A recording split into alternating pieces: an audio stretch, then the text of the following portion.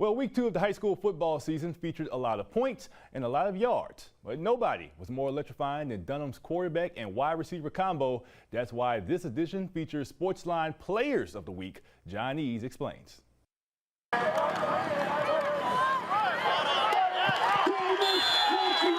Fireworks popping off at Olympia Stadium last Thursday. Dunham lighting up the scoreboard in a 63-42 win over Live Oak, and the Tigers setting the tone on the very first play of the game.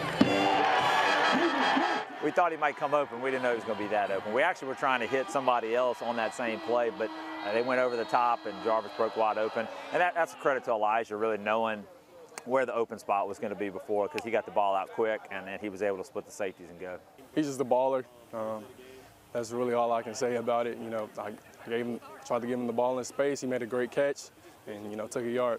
A few hours later, Haven's final stat line reading 535 yards of total offense with 8 touchdowns. Washington responsible for nearly half of that production, 259 yards on 11 catches with 4 touchdowns.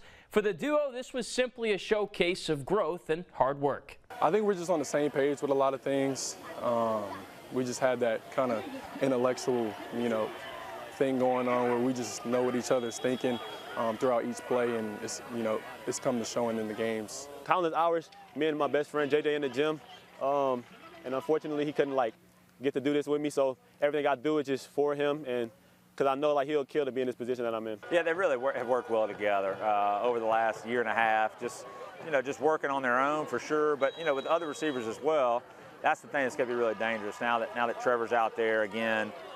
You can't really single cover Jarvis, and if you do, you're going to have to pay. And so it was great to see that tonight. The next challenge for Dunham is St. Charles Catholic on Friday. The game will be played at Central High School. John Eads, WAFB 9 Sports.